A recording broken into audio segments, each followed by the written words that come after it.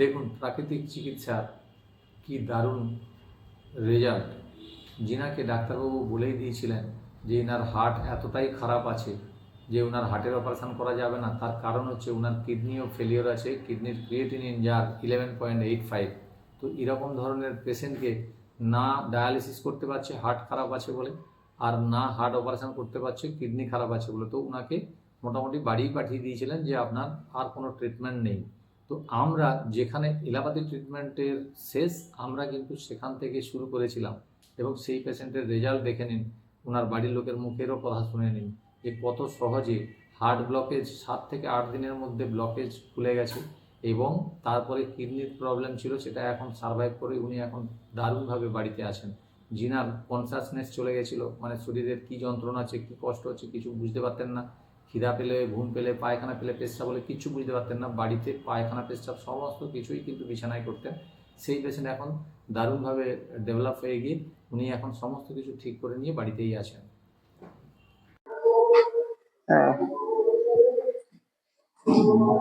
নমস্কার মাসিমা, আপনি আপনার নাম বলুন। বাসন্তী মাইতি। আপনি এসেছিলেন মোটামুটি আমাদের এখানে 4-5-2025। তো আসার আগে আপনার শারীরিক অবস্থা কি ছিল? মেসবাবু রয়েছেন সঙ্গে, আপনি একটুখানি বলুন এই সম্বন্ধে। খুব খারাপ ছিল, ও তো নীলপাড়ি রান্নার চিকিৎসা হতেন। তারপর এমন অসুস্থ হয়ে পড়লো এই হসপিটালে, মানে সুগার এমন ফল্ট করেছে, হসপিটালে ভর্তি করতে হয়েছে।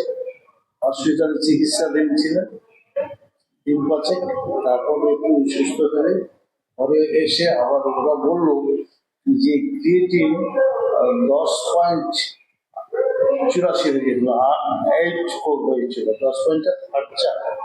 তাহলে বলে আরো বাড়বে, একে ডায়াগনোসিস করতে হবে, মানে কিডনির একটা এফেক্ট হয়েছে, তাহলে ডায়াগনোসিস করতে হবে, নাহলে বাঁচানো যাবে না। তখন তো আমরা তো চিন্তা করলাম যে ডায়াগনোসিস করবো, তো তাহলে আমরা নীলপাড়ি যেতে যাবো।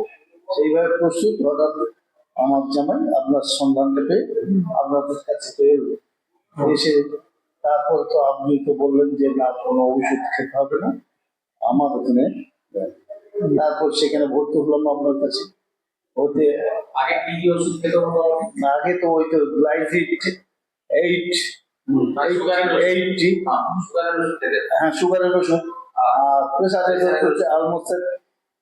তাদের সমস্যা যেগুলো আমরা দেখতে পেয়েছিলাম, মানে প্রেসার বেশি ছিল আর সুগারও হাই ছিল।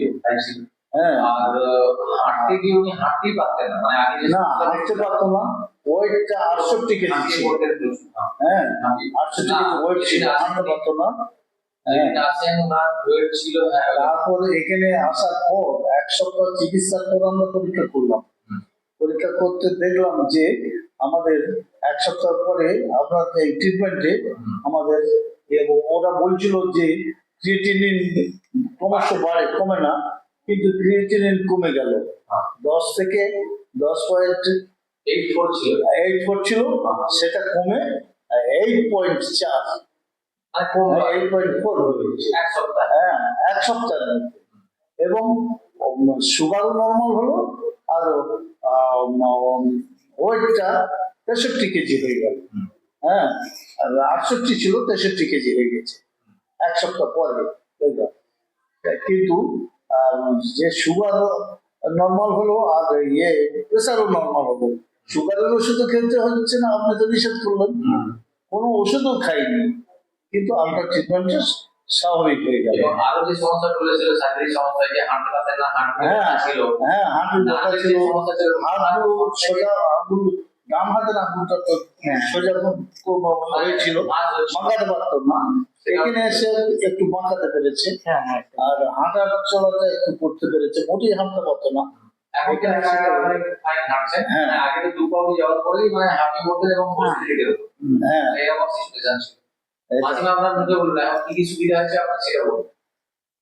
এখন আমার সব কিছু সুবিধা আছে, সব যা কিছু খাচ্ছি, হাঁটছি, সব আমার সুবিধা, সব কিছু ভালো। আগে আপনার কি কষ্ট ছিল? ও বাবা, আগে যা আমি দাঁড়াতে পারতিনি, কিছু খেতে পারতিনি, কিছু খেয়ে আগে অনেক অসুবিধা ছিল, এখন সব সলভ হয়ে গেছে।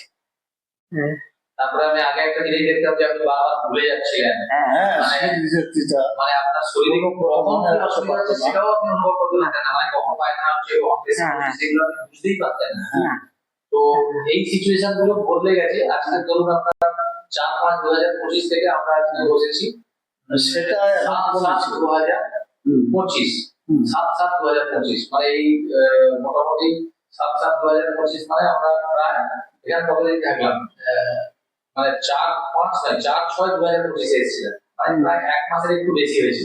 কিন্তু 1 মাসের বেশিতে ওনার যা শারীরিক মানে সমস্যাগুলো ছিল সেগুলো অনেকটাই রিকভার করে গেছে। অনেকটা সমস্যা তাহলে, বুঝতেই পারছেন যে ওষুধ আমাদেরকে যে সব সময় ঠিক করতে পারে বা ক্রিয়েটিনিন হাই হওয়া মানে ডায়ালিসিস করতে হবে, এটা আমাদের ধারণার মধ্যে ছিল, কিন্তু এই ধারণাটা কি আদৌ বদলে গেছে। বদলে গেছে। এটা আর চিকিৎসা সত্যি কিন্তু আমরা কোনো মেডিসিন ইউজ করি না, কোনো আয়ুর্বেদিক নয়, কোনো হোমিওপ্যাথি না, কোনো এলোপ্যাথি, কোনো ওষুধ কিন্তু আমরা ইউজ করিনি।